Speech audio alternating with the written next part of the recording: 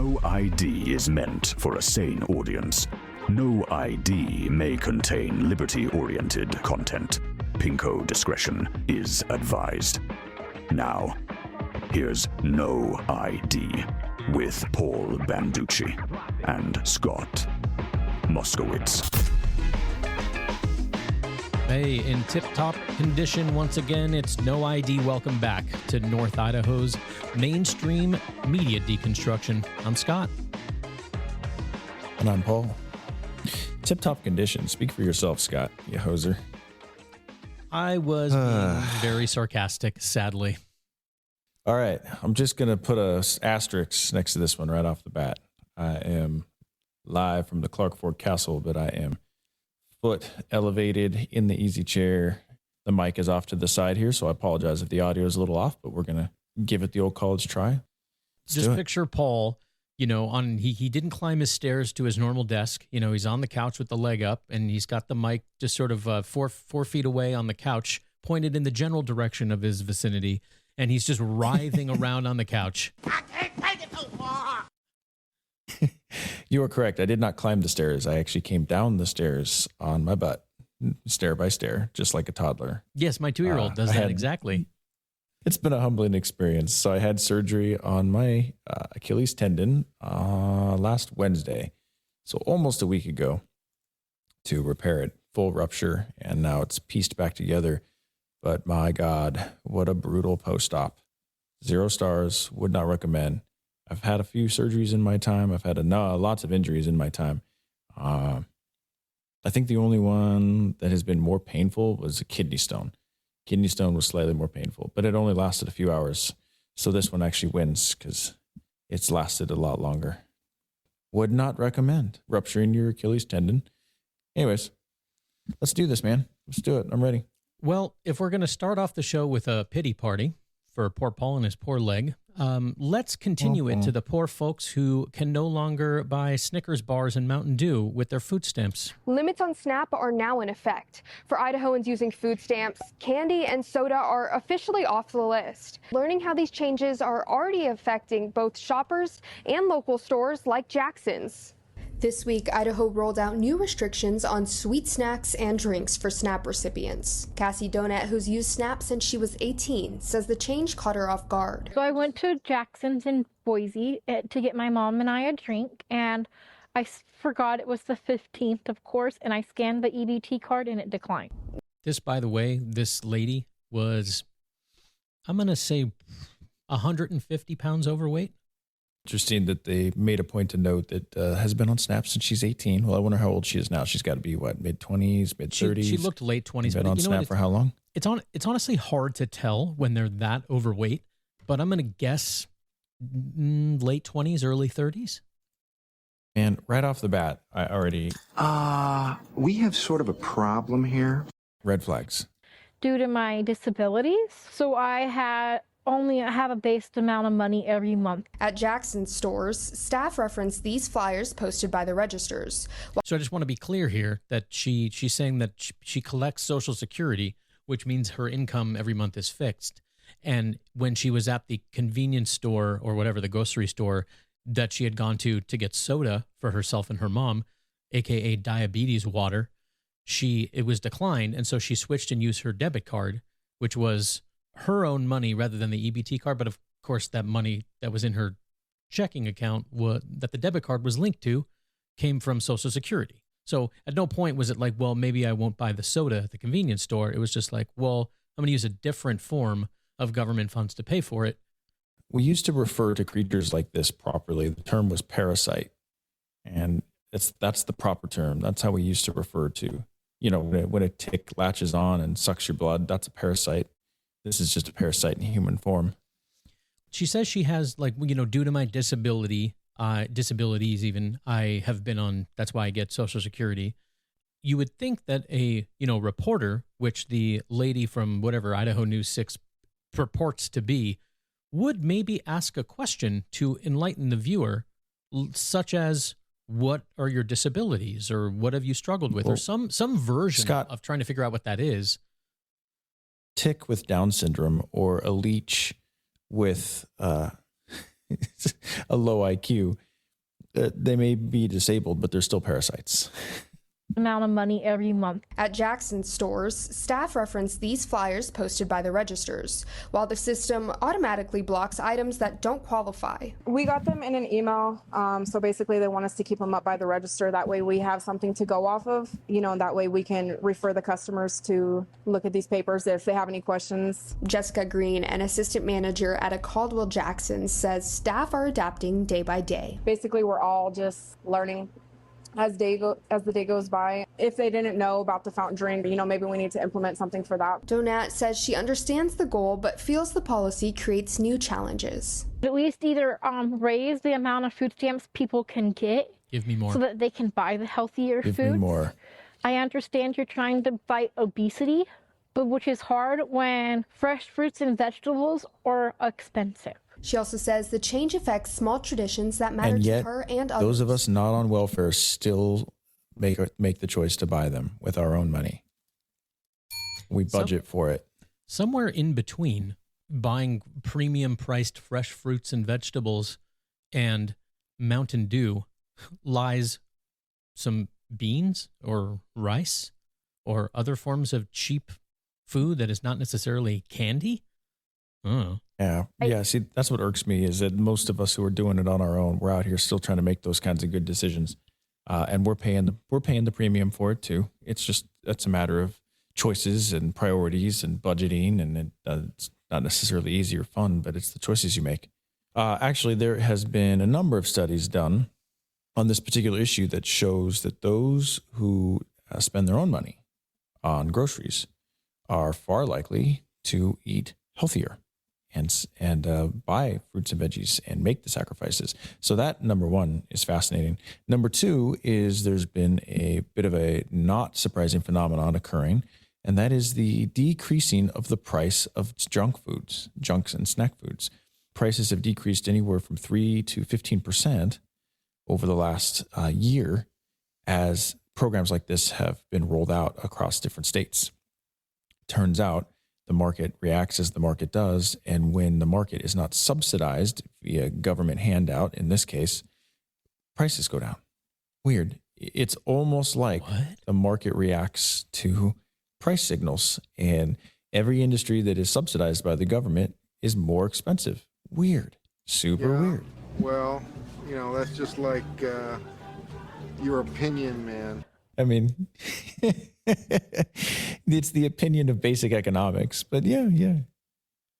I understand you're trying to fight obesity, but which is hard when fresh fruits and vegetables are expensive. She also says the change affects small traditions that matter to her and others. I host a Christmas party every year for all my special needs friends, and I buy treats for us all to have there. Now I'll have to figure out a different way to get those. But not everyone is opposed. Like everybody else.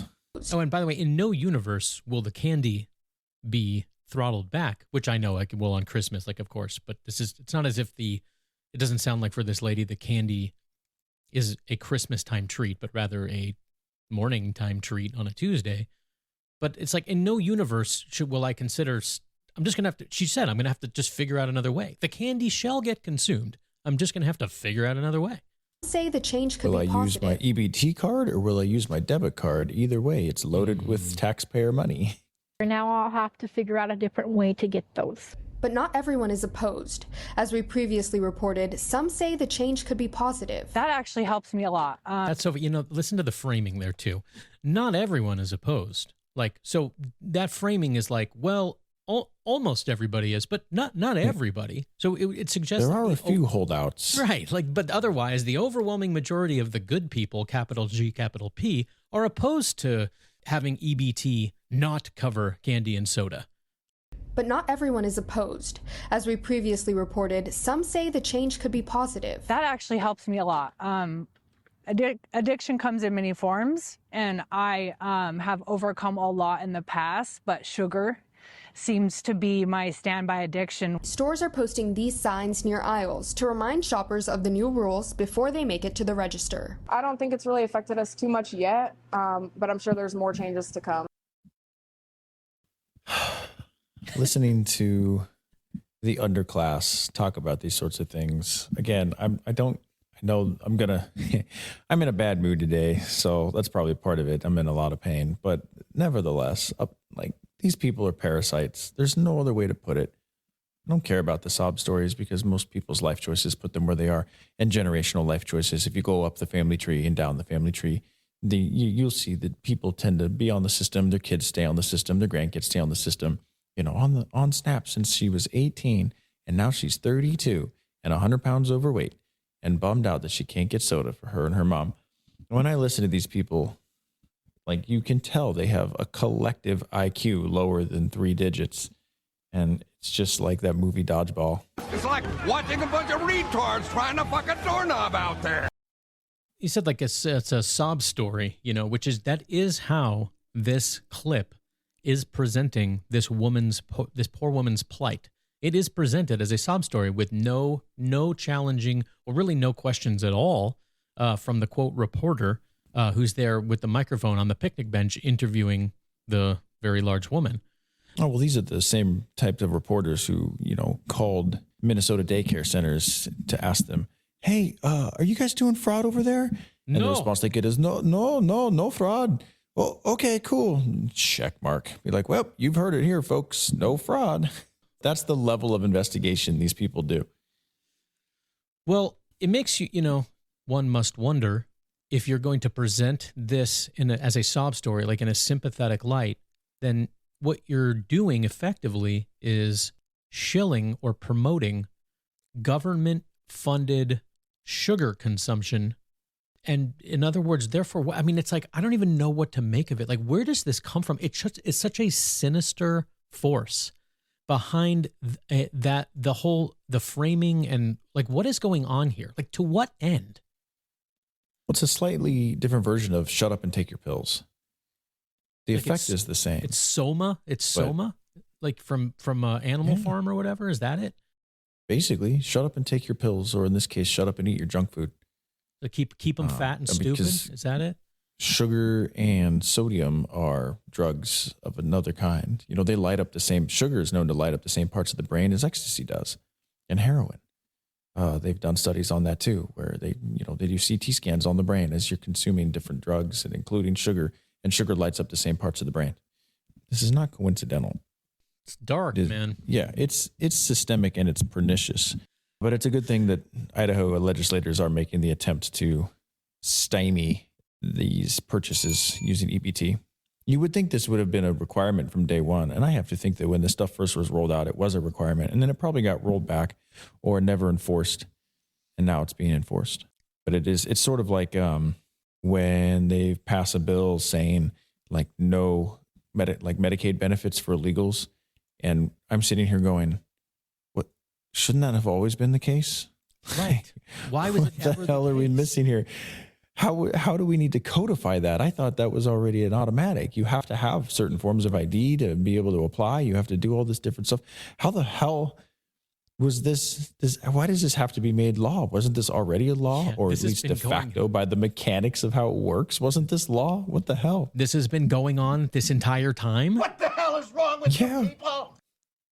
Yeah. So it's 2026, and the legislature finally went, maybe we shouldn't be out there giving them legal crack with EBT cards. On the other hand, okay. I don't know what there is another hand, because that's what's going on. I'm just not sure what the other hand is. Oh, the other hand is anybody who disagrees with allowing them to buy legal crack with taxpayer money is mean. We're mean. Oh, you're meanies. That's what it is. Yeah. Meanies. Yes, like the very specific form of charges levied against Todd Banducci when he was the board chair. He's a meanie. I'm filing an official complaint. Mean. Check the meanie box. So speaking of illegals in Idaho, by the way. The panel of experts discussed a new study on the state's unauthorized immigrant workforce and the potential impact on the state's economy if a large portion of those workers were removed. Remember that unauthorized immigrant, the memo from Central has gone out to all network affiliates and all forms of mainstream media that is the terminology that must be used. That's the latest. It's not the last, just like. No, it used to be undocumented. And then before that, it was illegal immigrant. And then before that, it was illegal alien. These things are always a progression, just like it goes from Negro to black to, or colored people to African American to, there's always going to be a next one. Just whatever it is now, just keep an eye out, keep an ear out for the change, because the change will be coming so that the NPR people can correct you in conversation. Impact on the state's economy if a large portion of those workers were removed. Our farmers are frustrated. I didn't do that. That nat pop, the fact that it's like louder than the rest of the clip, the like 0.4 seconds of the machine running, that's part of the way the news is, the clip is presented. I love it. Were removed. Our farmers are frustrated. Our farmers are struggling because the system is not working for them. A press conference sponsored by the Idaho Alliance for a Legal Workforce. So is that going to be the crux of the argument for keeping illegal immigrants in the state? Is because because farmers need their cheap labor. Shared findings of a new study on the super manipulative on about 3 different fronts and very disingenuous. New study on the state's unauthorized immigrant workforce. Our task with this study was to understand the role undocumented labor fills in construction, hospitality and dining, production agriculture, and agricultural processing here in Idaho, with a particular emphasis on our dairies. If we reduce the number of laborers on dairies, dairy output will have to be curtailed. That reduction in dairy output, reduction in milk production, will lead to places like Chobani not being able to expand. I asked Rick Narabout, CEO of the Idaho Dairymen's Association, that with all the talk about U.S. immigration and customs enforcement and deportation, how does their industry navigate 2026 and beyond? Well, we've had the focus, and what the general public sees is very much enforcement focused. We do know that there's internal conversations happening, and you're starting to hear the president even talk about where he's instructed his agencies to not enforce on agriculture and other critical industries, and that's clearly a way to create space to where we don't cause economic harm carve-outs while they're working towards a solution. Get them, go get them, pick them up. No, not them over there. You leave them alone, and you leave them alone because we need my fruits and my dairies. Okay, but you go get them. You gotta love a law that immediately comes with carve-outs. Well, you guys like milk in your coffee, don't you?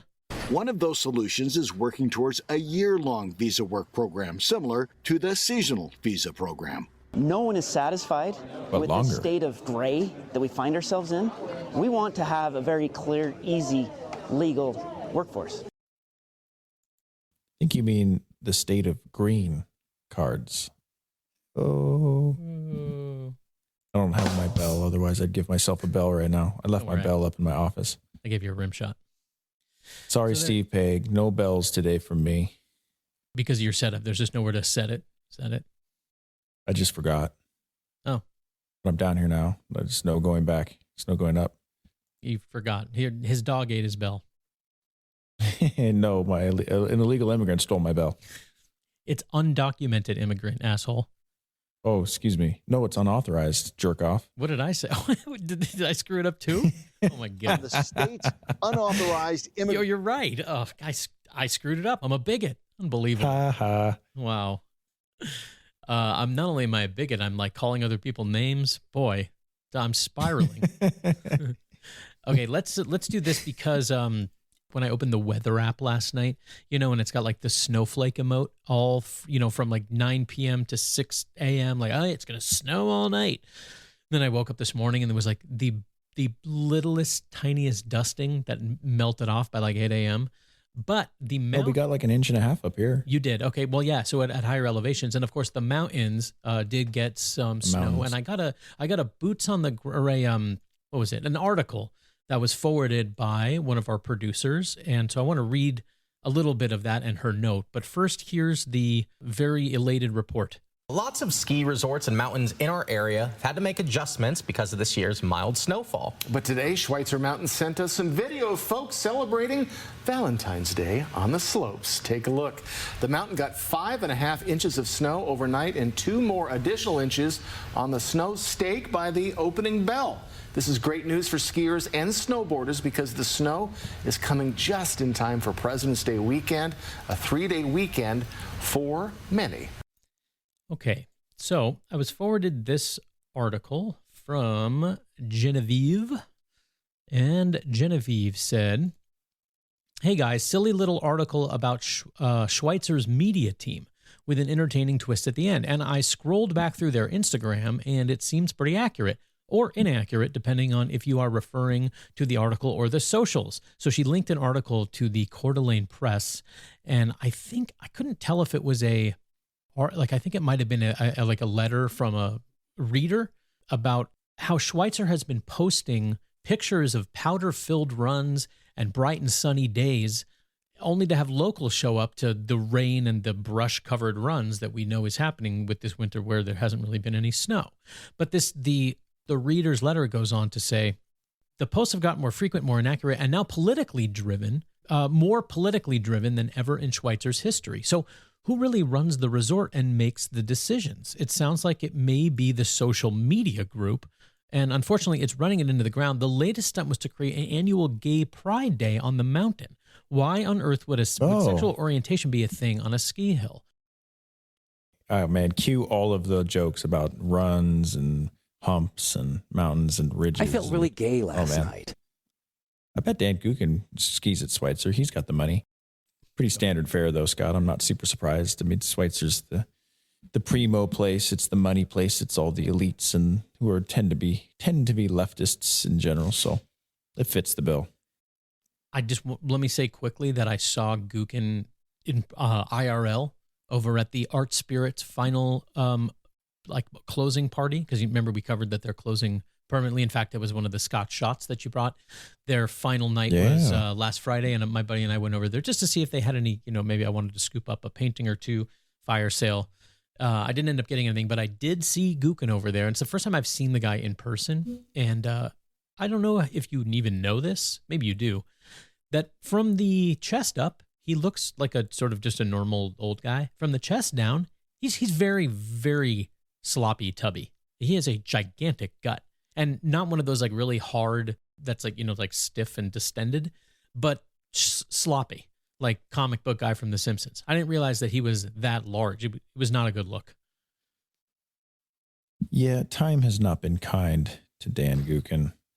Turns out when you're a bitter, hateful person, it tends not to age you very well.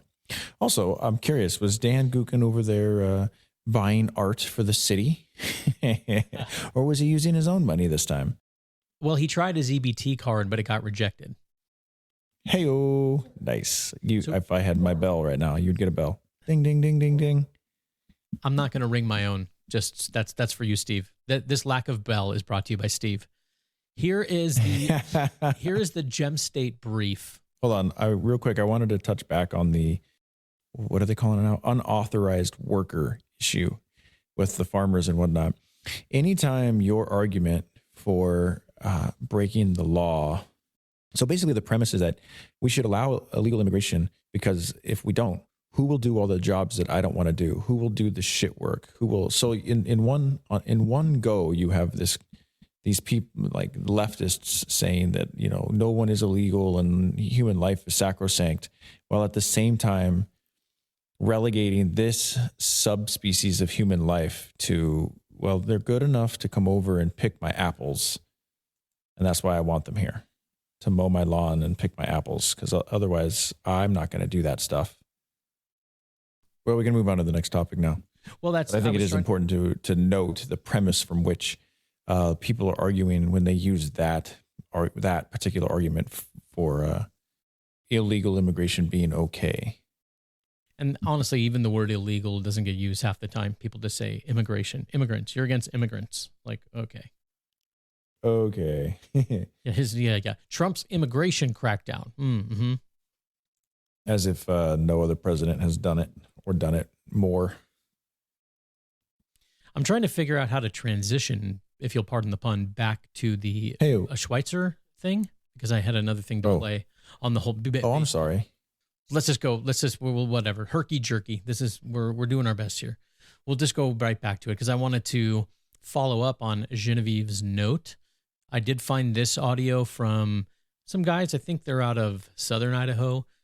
They call themselves the Gem State Brief, and they're sort of doing short form videos covering some of these stories with commentary.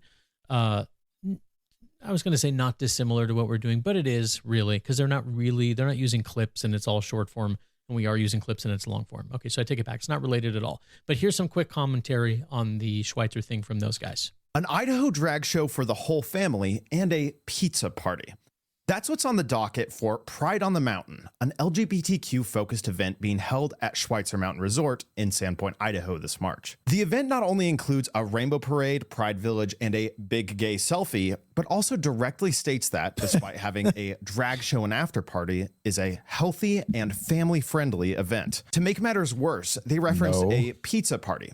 If you're out of the loop, the Epstein emails confirm a previous conspiracy that pizza is a pedophilic reference towards children, with pizza being referenced 844 times in the emails. Between Epstein's strong support of the LGBTQ movement, the event being family-friendly, and it featuring a pizza party, this is at best terrible optics for Schweitzer Mountain. Why? Why host an LGBTQ-focused event? Idaho is one of the most conservative states in the nation. According to UCLA, it has the second lowest LGBTQ population per capita in the U.S. We should get an award for that. According to LGBT Who's number one? It is one of the states with...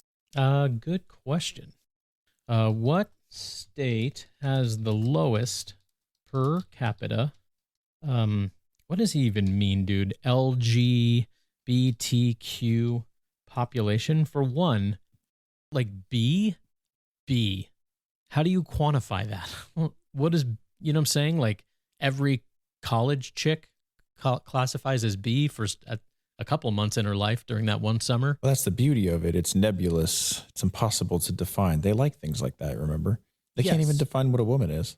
Right, of course not. So they can claim that there's some sort of community, which of course there's not. But let's see what ChatGPT says to that prompt. What state has the lowest per capita LGBTQ population? I stopped there. I didn't do like plus or IAA or any of the other stuff.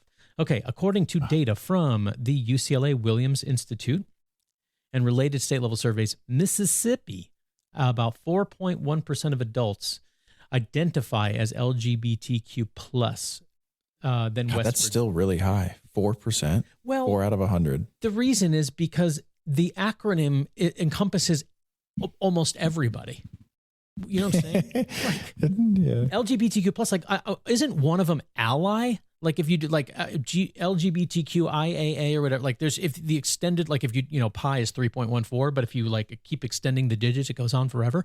There's more and more letters that mean stuff. And at one point there is an A that stands for ally, which is all of the straight commies.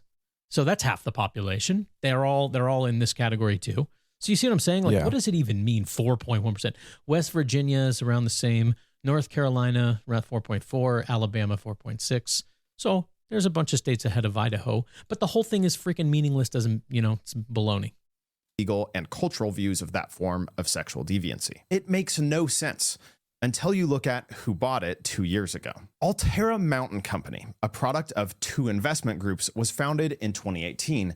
They have since bought up Mammoth, Deer Valley, Palisades, and Tahoe, and now Schweitzer. On their LinkedIn, you can find them, like many giant liberal corporations, bragging about hosting one of the longest-running Pride celebrations in the industry. So what do Idahoans think? The reception to Altera's purchase itself wasn't too positive. Reportedly, after the initial purchase, the price of season passes skyrocketed to double what it was just a few years ago. This makes sense when you learn that the CEO of Altera, Jared Smith, used to be the CEO at Ticketmaster. How about the Pride event? Idahoans and Sandpoint locals do not seem happy. I mean, when are we ever happy? Wow, Paul really is in a bad mood. People in Sandpoint always have something to complain about, and I have always something to complain about them. So just so you know, when are we ever happy is definitely going to be sound bited. You don't look ugly today. For the record, I am not suicidal. I am alive and well. I ate granola this morning, which means I expect to live a lot longer. Or at least I'm trying to, whatever, all the things that a person says when they're afraid they might get Hillary Clinton or something. So that's what I'm trying to say. Paul's not suicidal. Let the record show. No, just hurting. Okay, we'll do one more here, and then we'll take a mid-show breather to thank the executive producers and describe the model for the show. Before we do that, I think from now on, we're just going to refer to Schweitzer as Gay Mountain. That's it. It's just Gay Mountain. Gay? We live up kind of in the mountains. So I'll cut together gay and mountains. Gay? Mountains. Come to Schweitzer for a gay time. Sponsored Come over by Pfizer for a and Dan gay Dukin. time. It's all coming together now, Scott. You see all the little pieces and the threads of this weird ass community that is North Idaho. It's all coming together, culminating in a great ad campaign for Schweitzer Mountain. Here is a ridiculous fun one. Here's some empty calories. Maybe we'll cheer Paul up even just a few percentage points heading into our mid-show breather. Marilyn Monroe famously posed into a burlap potato sack, turning a critic's insult into an iconic, empowering moment. Now, allegedly, there was this party at Beverly Hills Hotel, and she showed up in a revealing red dress that a columnist declared cheap and vulgar, adding she would have been better off wearing a potato sack. Well, that's when the 20th Century Fox PR department capitalized on that moment by putting her in just that, a potato sack. And that photo is iconic, especially for people here in Idaho, because it's what the state is proud of, our potatoes. Well, fast forward to now. That potato sack is back. Before New York Fashion Too Week. sexy for my shirt. Before Paris. And before Project Runway Jr., Cartier Dior Eliason was a little girl in rural Idaho making dresses out of whatever she could find. Did you catch her name? What are the chances that that is the name on her birth certificate? Cartier Dior Eliason. Or she's from Boise. Tommy Hilfiger Ralph Lauren Anderson. Cartier Dior Eliason was a little girl in rural Idaho making dresses out of whatever she could find. I started doing fashion design when I was 9 years old. I started just making dresses out of literally anything I could get my hands on. I lived in the middle of nowhere in Idaho. I did not have money for fabric, but my grandpa hooked me up with a whole bunch of phone books from our town's recycling program. And that's kind of how I started. I made dresses out of phone books, out of tax forms, things like that, just anything I could get my hands on. She's just shredded. They were showing images of it. It's like shredded paper. And I don't know if it reminds you of anything particular. It certainly reminded me. Just anything I can get my hands on. Derelict! It landed her on Project Runway Jr. in New York City when she was 16. She stitched together a bigger dream, taking her talent across the world to a fashion school in Paris. But even there, Idaho was always in the fabric. We are here from Idaho. We're bringing Idaho Potato Couture to New York Fashion Week. The Idaho Potato Commission started this project as a way to honor the hard work of Idaho's potato farmers and celebrate Idaho's farming heritage. It's really special to me that this project came up and just at the perfect time and in a way that I could really be able to represent Idaho on such a grand stage. That is the least Idaho thing I have ever heard. You know what I love, Scott, more than almost anything? What's that? Being patronized. Well, it's funny you should mention. Speaking of being patronized. Oh, yeah. I love when they tell us what we care about, right? What Idahoans care about is potatoes. We're Idaho News 7. Thank you for telling me. Fun fact. Never thought about potatoes at all. Washington produces more potatoes than Idaho does. Just FYI. Is that right? Is that true? Truth. Yep, it is true.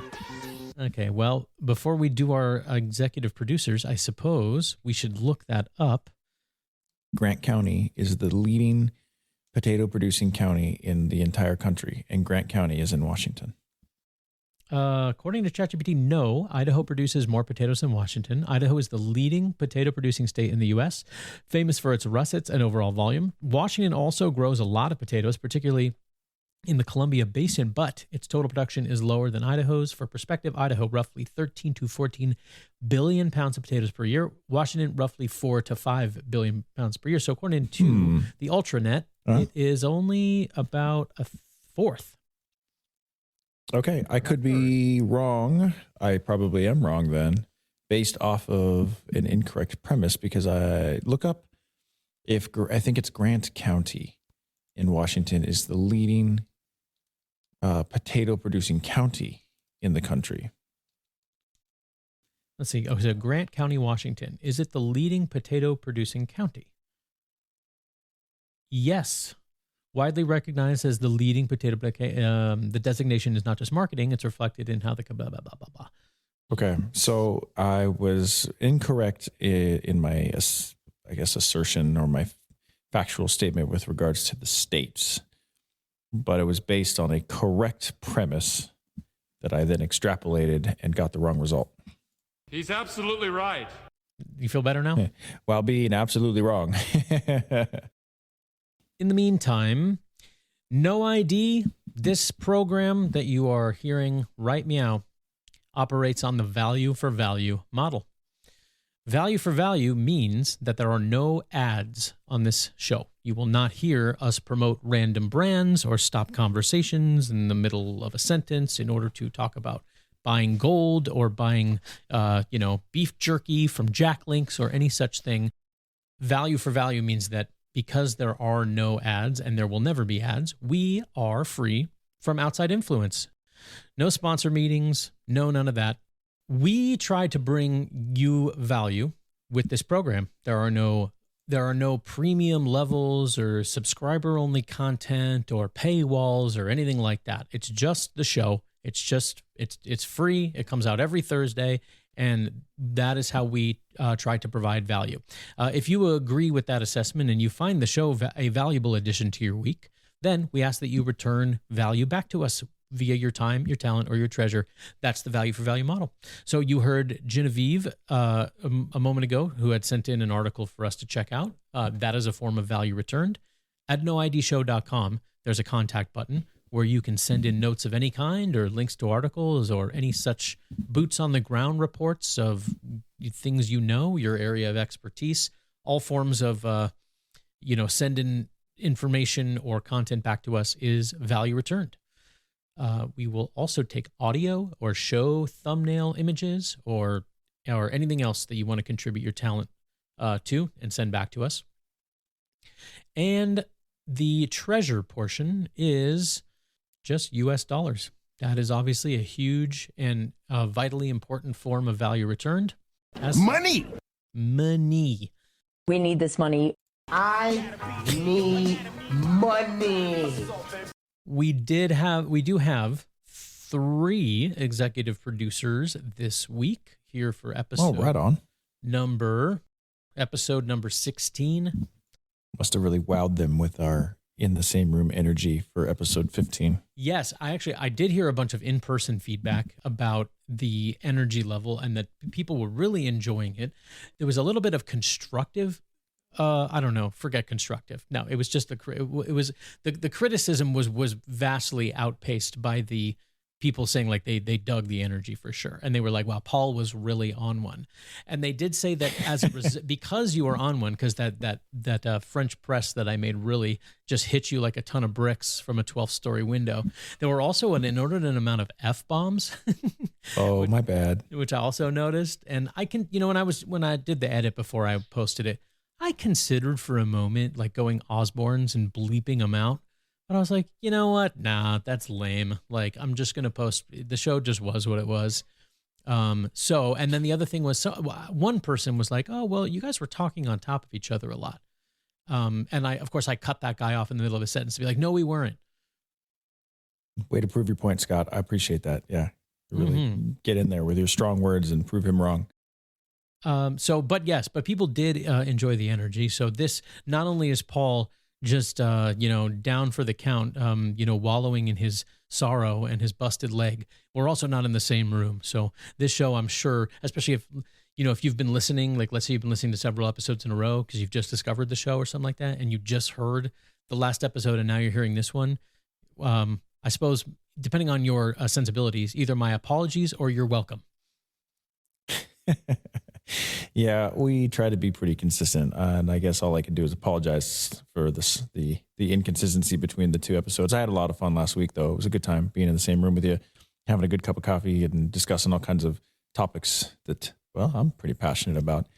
Today is a little bit different. I think next week we'll get a little bit more back on track, but doing the best we can.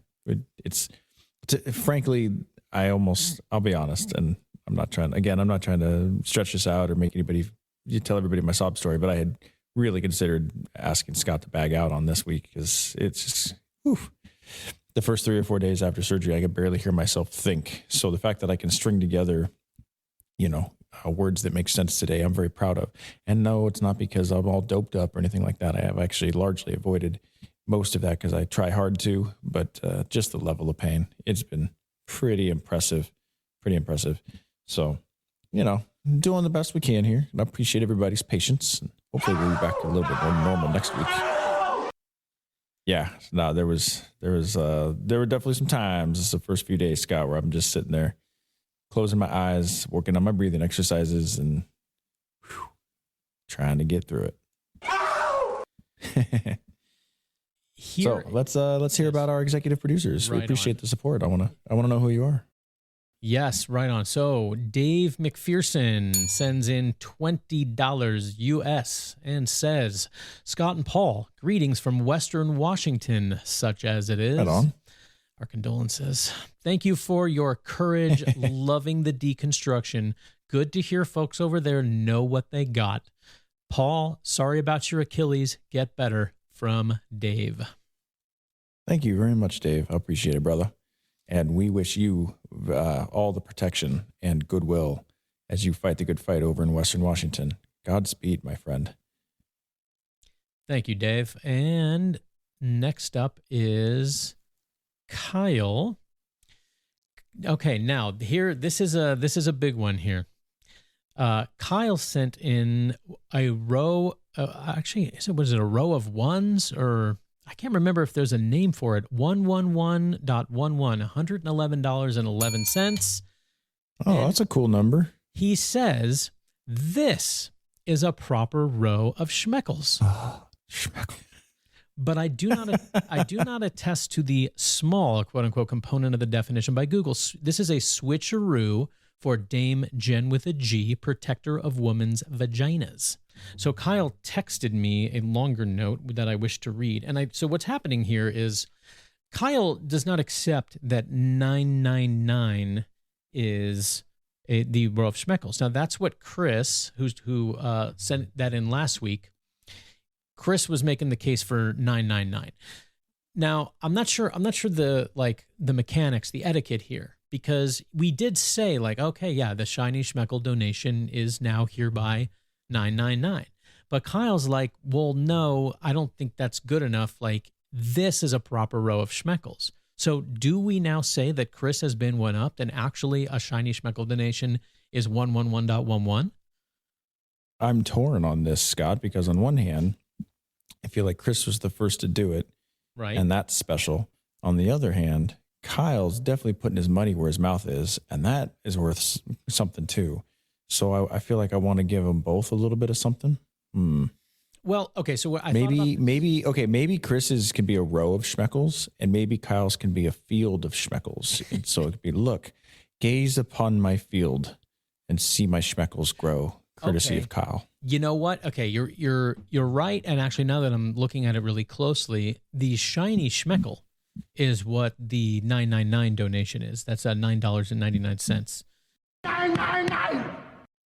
And that's a show. So the shiny schmeckle shall remain forevermore at 999. Now, a row of schmeckles is 111.11.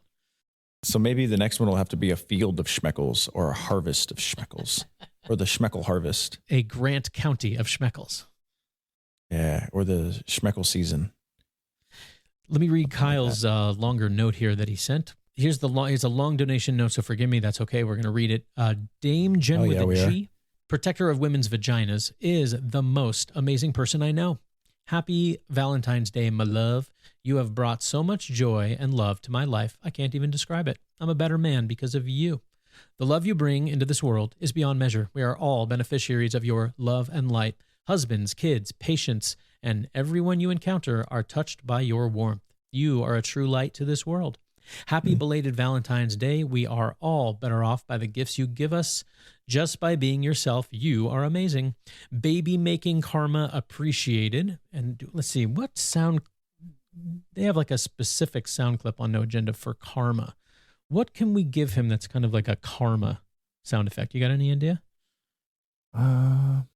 I do have clips of Sam, my daughter, little tiny kid, saying, No idea.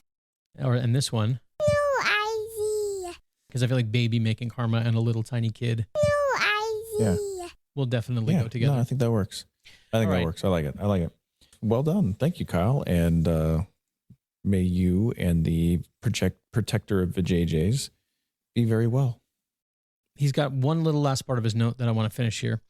It's gonna be weird to name a potential girl John Adam or Paul Scott, but whatever it takes to knock this hottie up, I am in. John and Adam have joked that if you get baby making karma and then you go on to have said baby, you got to name the kid Adam or John, or in our show's case, Paul or Scott. So he's combined the two into one ridiculous name. So I like where his head's at, though. I appreciate it. I admire your tenacity and your courage, sir. Thank you. So just so I'm making sure I understand fully what's going on here, this was a shout out to, I think, his wife. Yeah. Correct. Kyle's doing a happy Valentine's Day shout out to his wife, who is probably, I'm guessing, a gynecologist or ergo a protector of the JJs. You got and it. baby making karma. That's it. Wonderful. I love that. Exactly Actually, that's I would say that tickles me pink. I see what you did. Thank you, Kyle. Kyle had a clip request a sound drop request, and he said, if you have it, give me the Trump I'm gonna come and due to climate change. So the thing is those are, as much as the show is obviously an inspiration to us and our model and stuff, those are just straight up No Agenda jingles. So what I did is I put together our own version of it using an Idaho NPR clip along with just that, from that original Trump quote. So here is what I put together for you, Kyle. Enjoy. Oh, I'm going to come. The climate change driven. Come. Do not come. Do not come. I'm going to do it. Thank you, Kyle, very, very much for your row of schmeckles. And finally, we have ourselves a third executive producer this week, and it is from Ainsley K, who gave us $100. Rock and roll. Thank you, Ainsley. Heck yeah. And Ainsley did not send a note. She just sent a note, like a hang 10 emote. So well, thank you very much, Ainsley. We appreciate that a lot. Dude, awesome. I'm pretty stoked. It's got some boots on the ground reports, people sending us articles, executive producers showing up with rows and fields of schmeckles and all kinds of things. No, that's badass. I love it. Love notes. I love the fact that Kyle had us blast out a Valentine's Day love note to his woman. That's awesome. Thank you, guys. Do not come. Indeed, yes, thank you. If you would like to be, my foot hurts a little less right now. If you would like to become an executive producer of an episode of No ID, please visit noidshow.com and return some value back to us. The value for value model. noidshow.com. noidshow.com.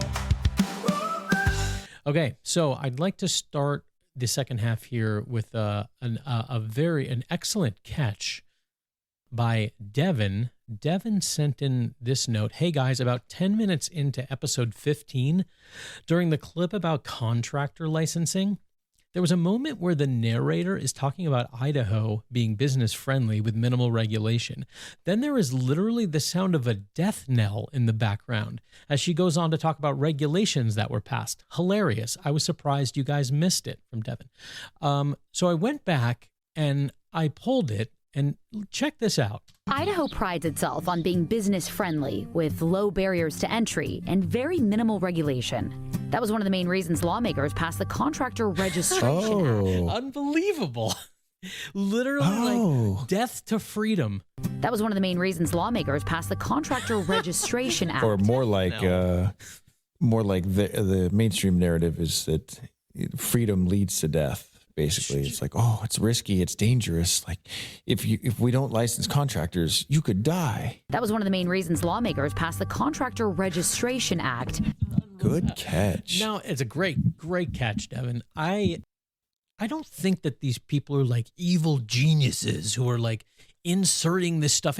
Not in this case. I mean, I feel like that's just a crazy coincidence with the background bed that they were running underneath that presentation. But boy, man, you talk about timing and just on the nose weirdness. I'd believe it if it was intentional. Since lawmakers passed the Contractor Registration. That's a death knell. Yes, that is. Okay. So this is the sort of value returned, by the way, that we're talking about, pointing stuff out to us that we might have missed. Awesome value returned. That is someone who understands the value for value model. Yeah, love it. Moving right along to a follow-up on the vehicle registration stickers, HB 533. Registering your vehicle is a yearly fee, one that you'd continue to pay even though House Bill 533 would remove the requirement to display registration stickers on your license plates. On the House floor, bill author and Republican Representative John Weber said officers already receive what they need when they run a plate number. At 100% of the time, law enforcement runs your plate and receives all the information they need on that vehicle. Lawmakers estimate ending the program would save the Idaho Transportation Department approximately $300,000. But Lieutenant Don Peck with the Nampa Police Department says the sticker often provides a first visible clue. Not having that registration sticker, what it does, it allows somebody to fly under the radar. When you say fly under the radar, what? Oh no! But where's the awesome? Death knell in the background when we need it? I need to pull a death knell just separate, just to start using it. That's great.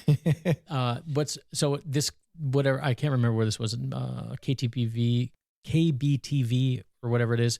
Whoever sent the reporter doofus down to the police department with the little handheld lav mic to interview a lieutenant. Not having that registration sticker, what it does, it allows somebody to fly under the radar. When you say fly under the radar, from your law enforcement perspective, what do you mean by that? You need to say, what do you mean by that? In his head, the guy who's doing the interview, in his head is like, I'm doing great. Absolutely. When you say fly under the radar, from your law enforcement perspective, what do you mean by that? So what I'm talking about when I'm talking about flying under the radar is somebody could just say, well, I'm not going to get pulled over because they don't know that my vehicle. Why bother? Why bother? My vehicle is not registered. How are law enforcement going to know unless they run my vehicle? Peck says checking registration is a manual process and a choice by officers. I have to physically run that. I have to put it into my computer to get the return. Oh, so sorry. It's an extra step for you. On its own. We don't have any systems that can do that. Not even license plate readers like these recently installed in Caldwell. They can compare plate numbers to a national database for stolen vehicles, wanted people, and other alerts, but they can't check registration status. And even if expired registrations were added to LPR alerts. An officer driving down the road, constantly getting a ping of expired registration in their call. They will get desensitized to the license plate reader. And then when we have something that is a high priority, a stolen vehicle, a wanted person, a missing person. It's always interesting. Anytime something is proposed where it's like, yeah, maybe we could take the burden off of the average citizen and maybe we could have less legality that they have to deal with. And the cops always are like, no, that would be a disaster. How are we going to police everybody if we don't have every single opportunity to police everybody for nonviolent, victimless crimes? It's basically whatever they're for, I'm against. Whatever they're against, I'm for at this point. It's automatic. This got me to thinking more foresty rather than trees, like pull up on the drone and have it just go right up into the air over the top of the canopy. Like what might this actually lead to? Or even, I'm not going to give the representative chaos that much credit that they're actually thinking this way, but the notion, like, let's say the bill, okay, there are no more registration stickers. And then like, well, the thing is the automatic license plate readers that are on every single traffic light in the entire state, or at least we want it to be, they're not able to automatically ping the reg, and we need it to. So therefore, we need to upgrade that grid such that it automatically pings, and it's going to be like a much larger surveillance web. You see what I'm saying? It's like removing this like analog sticker and replaced with digital surveillance. Registration stuff shouldn't be something that initiates an interaction anyways. It should be at best a secondary thing. I mean, that's my opinion, is you shouldn't be out there looking for registration issues in the first place. It's such a minor thing. You shouldn't care. It shouldn't be an issue. You shouldn't have an interaction with anybody anyways, unless you've got a real reason to, unless there's a victim, unless there's a crime. Of course, I know I'm in the minority on that. People think interactions with police are legitimate for a lot of reasons when they're not. This would be a non-legitimate reason for it. But they don't want yet another tool that they use to hem people up taken away from them. But it shouldn't be something that they're looking for in the first place. It should be something that if you get pulled over for a legitimate reason, you're harming others or their stuff, and then you also happen to have your car out of registration, all right, well, now you've got a secondary issue, and they deal with it. And that's what it should be. Speaking of registration, the timing's perfect because we just got a postcard in the mail from the Idaho DMV. My daughter is about to get her full driver's license. She's 15. She's about to get her full driver's license in the next few months. So we've been getting all the hours in and doing the learner's permit thing and everything. It's pretty exciting stuff. And we were able to get our hands on a great little 09 Subaru for her. And we went and we got it registered in November, right after we bought it. But we have not put insurance on it yet because we're not actively driving it. Right now, when my daughter drives, she drives either my car or my wife's car with our supervision per the requirements of the learner's permit. Well, we get a postcard in the mail from Idaho DMV threatening to cancel our registration with the state because the state database shows that we don't have insurance on MRS's car. So they have all this information already. And not only that, but they hold it over your head. So I actually had to get, using the information on the postcard, I had to get online, spend my time to then file for an exemption, a storage exemption, basically saying, hey, we're not using the car right now. It's in storage. So please don't cancel the registration for this car that I paid for. Please and thank you very much, you jerk-offs. That's how that shit works. I couldn't believe it. I've never dealt with that before, but it's all in the database. They track you. They send you threatening postcards, and they basically are like, hey, you're not doing the thing we think you should do. And if you don't do it, then that shit you paid for isn't valid anymore. That's the thing, right? Like when these things come up and they act like they're just like, they're like being led around by a Labrador with big black glasses and a cane. Like, well, we don't know. There's no way for us to like know anybody, even the license plate readers. We don't know. And then like, yeah, no, you definitely already have all this information. You know everything. They about have all of it in a giant database. Yeah, exactly. Like you're just full of crap, and this is probably just going to be used to, like I said, digitize the entire experience so that you're actually being a lot more surveilled than you were before. License registration is just revenue generation. That's all it is. That's all it truly is. You are being charged by the state more money on something you already bought and already paid taxes on, to be able to, quote unquote, legally drive it on the roads you already paid for with all of the taxes you've paid. So it's straight up revenue generation under the guise of consumer protection or under the guise of law enforcement being able to stop criminals better. No, what it is it just gives them excuses to interact with you, pull you over, and generate more revenue when they pull you over on the roadside, or every 2 years, squeeze almost $200 out of you just to drive your car that you already paid for. Insurance is also BS.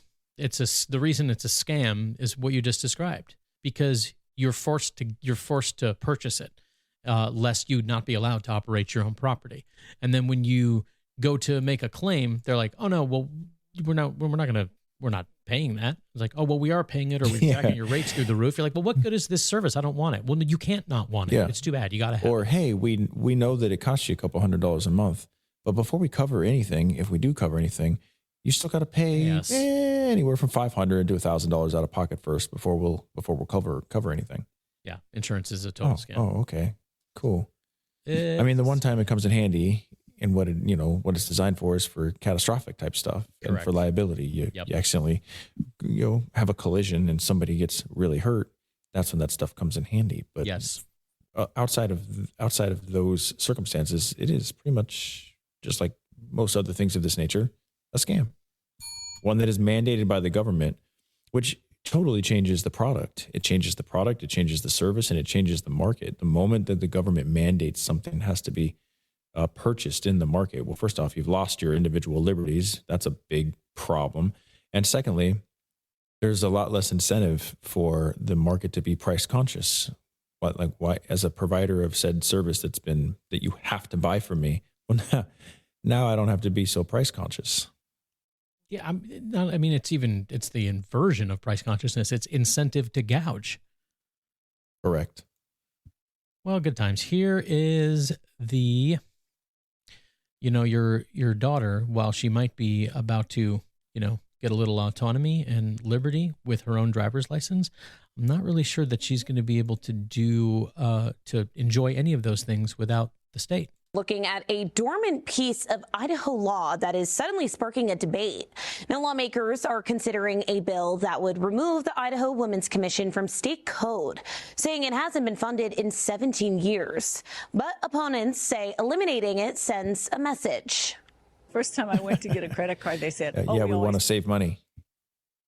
First time I went to get a credit card, they said, we always put it in the husband's name. For Dr. Mary Mosley, that moment is a reminder of how much has changed and how quickly it can. In 1975, I got my first credit card of my own and put my husband on it as a user. And how did that feel? That felt pretty good. And that good. household has been deep in debt ever since.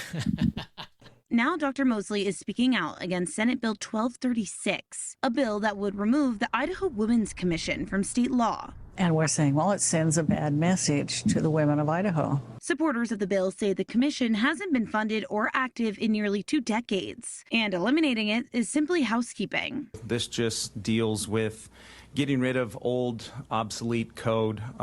Mosley argues keeping the commission in law costs nothing and preserves the option to bring it back. It's not costing the state a thing to leave it alone. And we could at some point reactivate it. She says there are still issues she believes deserve to be studied, including the number Isn't of that women like behind bars. just the perfect dynamic between men and women, where the man's like, okay, this is useless. We don't use it. We haven't touched it in 20 years. It's taking up space.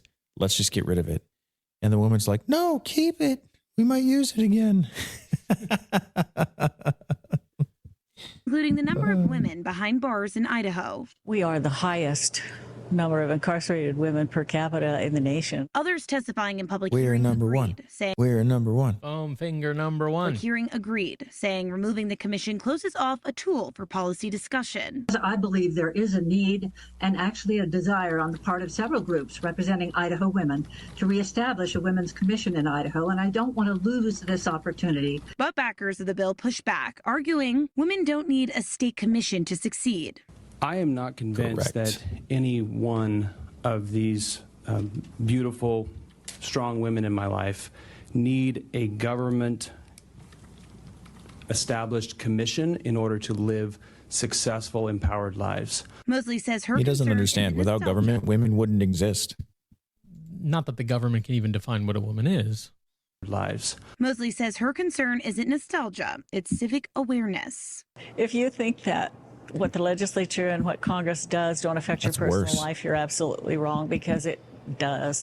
This bill is up for a third reading Tuesday, and if it passes, the Idaho Women's Commission would be removed from state law. I do like the part too where they have the woman go, being like, well, we need a women's commission. And then they play the clip of the man going like, well, I got women in my life that I don't see why they're strong and beautiful. Why do they need a commission? Now, of course, you could definitely find... Like, we need him to mansplain it for us or anything like that. How rude. You could, of course, find a man that is for keeping the Women's Commission stuff on the books, and you could find a woman who's against it because it's not about their sex, it's about their political ideology. But it makes a lot more sense if you frame the issue as man-woman versus left-right. Just go over the Democrat voter rolls and the North Idaho Republican voter rolls. You'll find all the beta males you want. Couple more for this week here on No ID. Let's do, well, maybe this will cheer you up.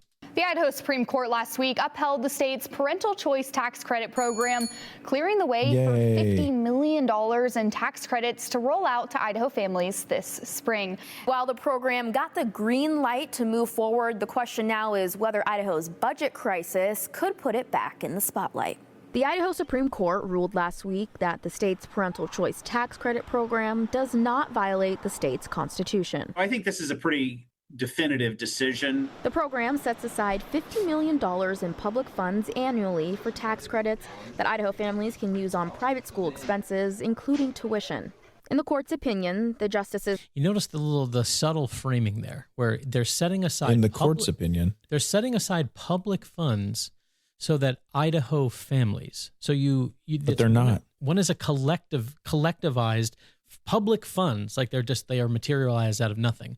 And then one is like for families, like here's for the individual. Of course, it's those families' own money back. There's no such thing as public money. It's all just stuff that's extracted from those families. 100%. It's framed incorrectly. The premise is wrong and the framing is disingenuous. It's all the above. There's not this pile of money that's being set aside for it. It's tax credits. It's you not getting taxed harder if you do these precise things. Number two is anytime public indoctrination camps is what really public education is. So state-run education, state-run public indoctrination camps is probably the best way to put it. Anytime proponents of that system talk about the money, they always talk about public funds for public schools. And I go, I'm the public. That's my money. So not only is it not true that there's some chunk of money out there they're setting aside, but this idea that the money somehow belongs to the nebulous public, but only when it's the stuff they like. The program sets aside $50 million in public funds annually for tax credits that Idaho families can use on private school expenses, including tuition. In the court's opinion, the justices noted that the challengers' claims of harm were hypothetical and speculative, meaning they couldn't prove the tax credit program would actually hurt public schools. This decision illustrates why there just aren't very many good arguments, or really any good arguments, legal arguments against school choice. Tom Fisher is the litigation director at EdChoice, a national advocacy group for school choice. He hopes Idaho's ruling can be an example for other states facing the same legal battle. Public schools are terrific for many families, and they do a great job for many families. But for others, there is a need to do something different to make sure that for others who are discerning, not so much. Every child has a chance at a high-quality education that's appropriate for them. But as Idaho faces a projected $40 million budget deficit this year and a projected $500 million for fiscal year 2027, some wonder whether this could end up back in court if the budget for public schools gets touched to help bridge the state's funding gap. I don't think the evidence will ever bear that out. The program is free to go ahead. Stephanie Witt is a public service professor at Boise State. We are seeing a legislature that appears really committed to this idea, even with the $50 million plus price tag in a season where we're making cuts in other state agencies. She says it's hard to argue the credits specifically are taking from public schools when other major agencies draw from the same pot, the state's general fund. I don't know how you make that argument exactly, because you have all the slices of the pie that take a lot of money, right? Corrections has a slice, Medicaid has a big slice, transportation. A question the state has faced several times before, including a 2005 Idaho Supreme Court ruling that the state was not fulfilling its duty. We've never had a conclusive end to that discussion. More than 5,000 applications have already been filed with the state's tax commission for the program. The application period remains open until March 15th, and tax credits are set to roll out in April. One of the justices noted that while the speculation on harm right now is what it appears to be, they could be re-examining that in the future once the program's impacts can be properly measured.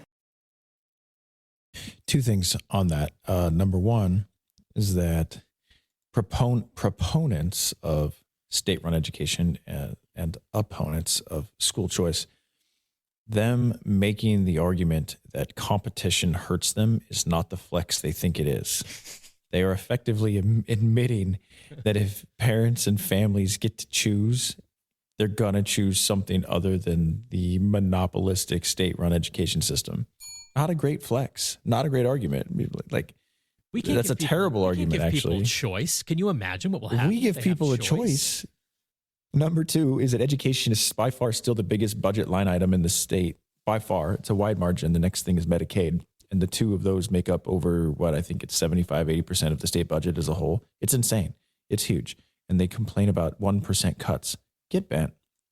Number three is that the Idaho state budget has increased 66% over the last 7 years. A 66% increase in the amount of money that Idaho spends in the last 7 years. It's outrageous. It's absurd. It's damn near, it's a hockey stick graph. And as we've continued to harp on, there's never any sentiment, it feels like, from the mainstream or the leaders, or really anybody, that would suggest that they have an understanding of how unnecessary so much of the government apparatus actually is. I mean, no point does anyone, how about we just start eliminating stuff? Why is there a state arts commission? Why is there a state liquor board? Why is there so much of the state stuff? Why is there a state women's commission? Well, it's not costing any money. Like, all of a sudden you're concerned about money. Like, it's just like, it's really only ever one side of the equation, which is how do we extract more money? And I know we're a broken record. We can't even get people to agree on getting rid of these stupid little stickers to put on the license plates that can save almost $500,000. If Paul and I were running in the red in our retail hospitality operations, there would be two sides of the discussion. How do we increase gross sales? How do we get people to voluntarily come through the door and purchase more of our products and services? And also, how do we trim the money going out? How do we, save on labor? How do we save on cost of goods? How do we bridge it and then switch from red to black? It would be a two-way discussion. Now, if at a certain point, if you're hammering, that's what I was about to say, if you're hammering enough gross sales, it stops mattering. But that's actually not true, because if you have enough money going out, it doesn't matter how much gross sales you're doing, you will run in the red. So gross sales help. They help a lot. But the point is it's a two-sided conversation, and it's dishonest and disingenuous to only talk about one side of it, especially when your revenue is being forcibly confiscated rather than earned. I was going to say, with an added wrinkle, is that in the private sector, you and I both did not have the option of rounding up our customers, pointing a gun at them, and extracting more, right? Forcefully. And that's the thing. When I wanted more revenue, I didn't get to just vote myself a new raise as a public union. I didn't get to beg my neighbors to vote to give me a raise over the barrel of a gun, stealing from their neighbors to give me more money. That doesn't exist in the private sector. So you have to do one of only a few things: tighten your belt, make more sales, provide better value, figure out your place in the world.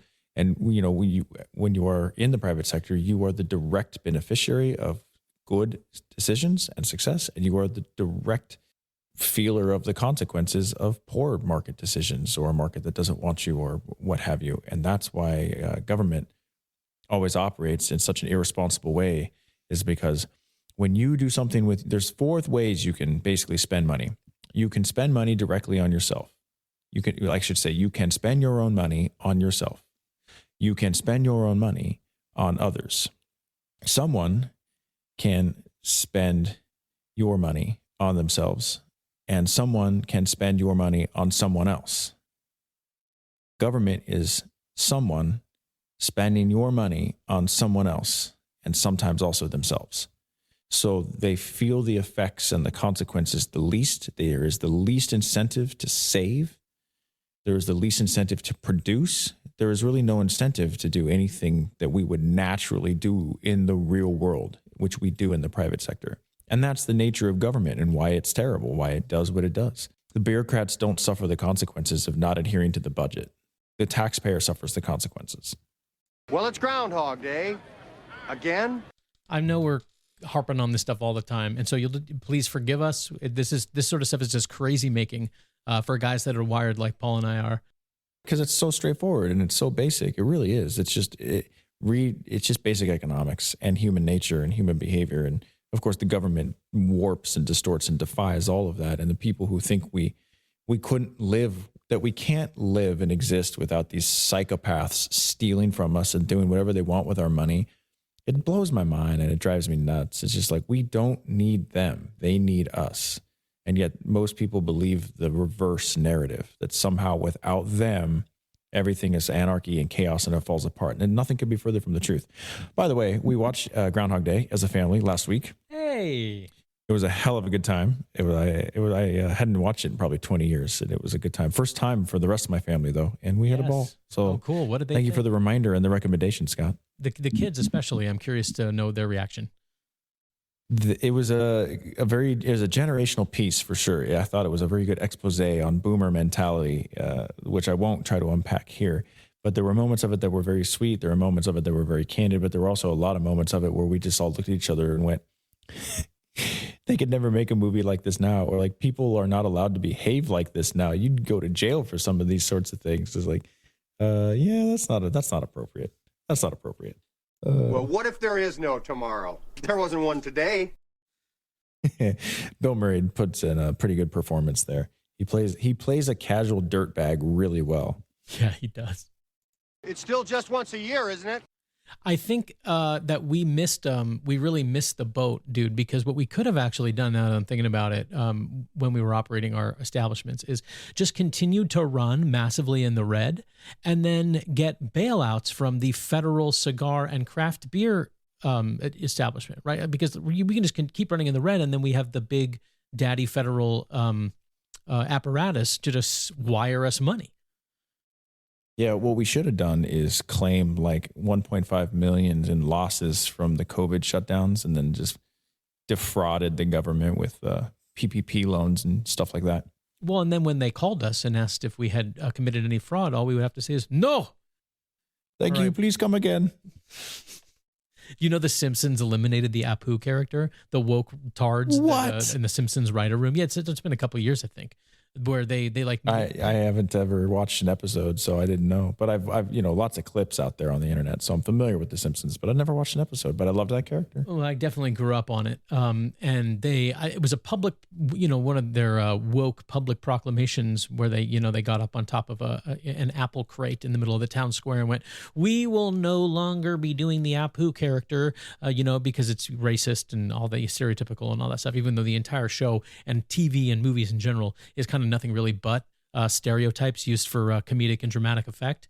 And basically what you're telling me, you Simpsons writers, is that your judgment is so bad that you had this character that was wildly inappropriate all of these years, and you thought it was a good idea to do that because the words you're using now, you were doing it, and this really horrible thing that you're describing, you were doing it.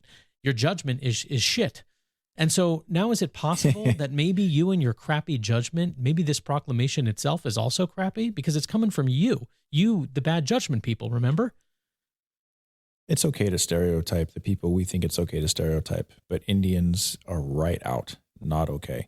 Even though they actually, there's some things to be said about how those stereotypes exist for a reason, man. They are an archetypal people. Okay. What a time to be alive. Where was it? Last night we were cruising through Netflix as a family and we were going to watch a film. And the thing that popped up was the live action version of How to Train Your Dragon, which the original How to Train Your Dragon, great movie, ton of fun. I love it. It's one of my all-time faves. And my kids were trying to sell me on it. They're like, yeah, it's pretty good as far as live action films go. In fact, it's probably, of all the ones out there, it's probably the best one. And I went, well, okay, so It crawls over. It's a low bar, so it leaps over the low bar. Good for it. And then my daughter, who I don't think wanted to say it, but she knows me well enough to know, so she just kind of off the cuff says it towards the end of the pitch, the sales pitch. She's like, "Well, and Astrid's black."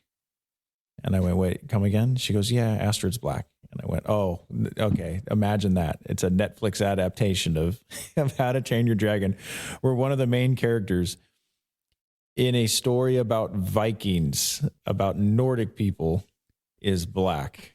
I just went, that tells me all I need to know. Thank you. We're not watching that. Be like watching Lion King and being like, "Yeah, and Simba's white." And I'd be like, "What?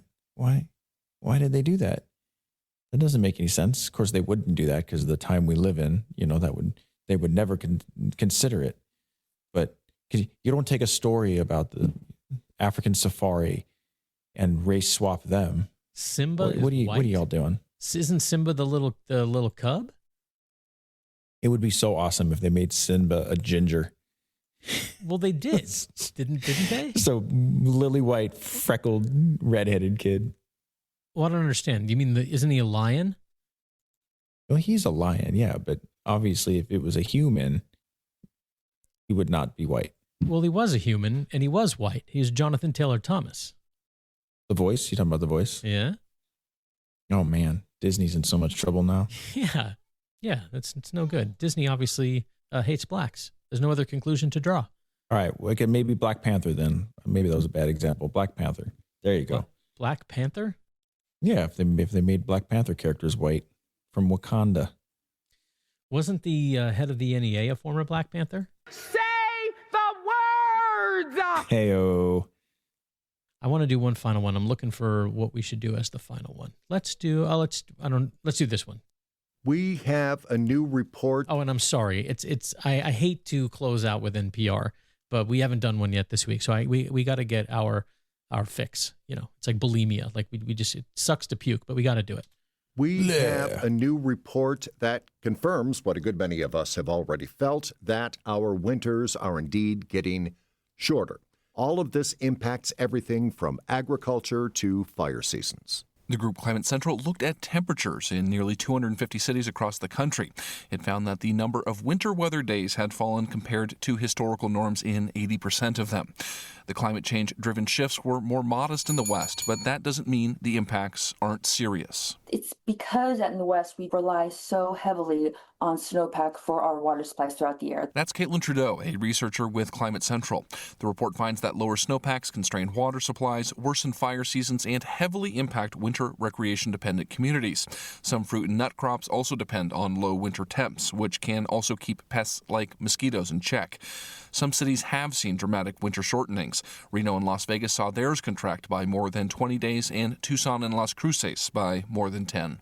So remember, climate is not weather unless we want weather to be climate, in which case our warm winter is climate change. You see how it works? It works pretty well, pretty convenient for the climate pushers. I think the crux of the issue here is you won't have too many people deny climate change at face value.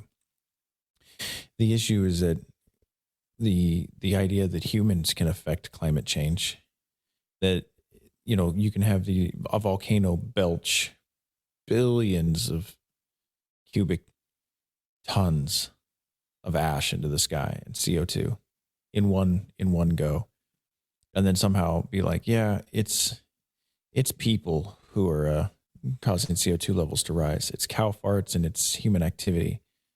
And as if our efforts to cut those emissions are going to do anything when, the next volcano blows. It's the hubris actually that humans have, that humans possess, to think that we can move the needle that drastically.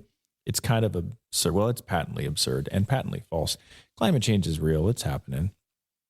It's as regular, though, as the earth is old. So where we disagree is I don't think we turn ourselves into a third world country trying to combat it, because then people suffer even more. It's always a convenient backdrop excuse that they use for really crappy policy. Well, it's only crappy for the plebes. For the leaders, it's fantastic policy. Yeah, it is. It's pretty awesome. You know, I love having like Al Gore tell us what we can and can't do. Meanwhile, he owns a mansion in California on the ocean that consumes more electricity in 1 week than my entire neighborhood does in a month. I really love all those people flying to Davos and Brussels to lecture us on not using plastic bags while they fly their private jets that burn more fuel in one go than I will in a year. Yeah, good stuff, that. I'd like to gather all of those archetypes and you basically just like a penal colony. We'll house them on what's throw left. them into a volcano. Well, I was going to say we'll house them on what's left of Krakatoa. Yeah, and we should make them eat bugs.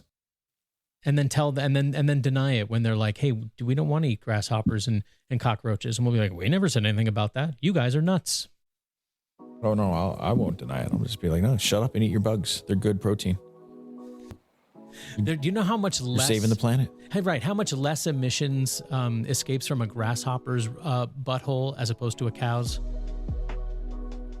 We should make them measure it. That should be part of their punishment.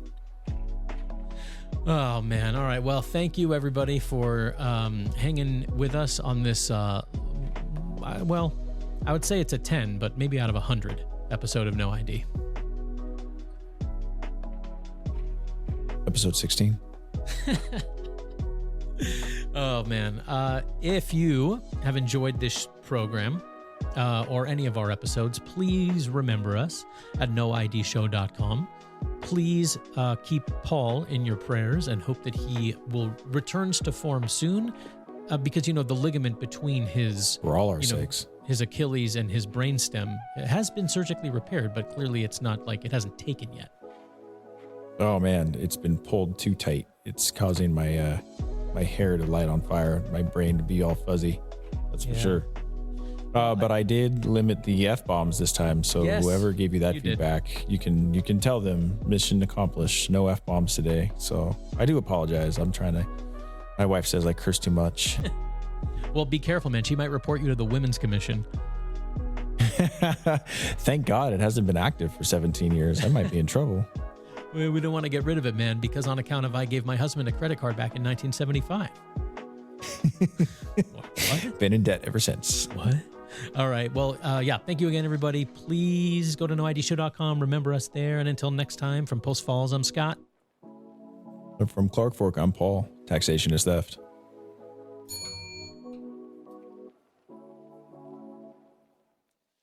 I mean, when are we ever happy?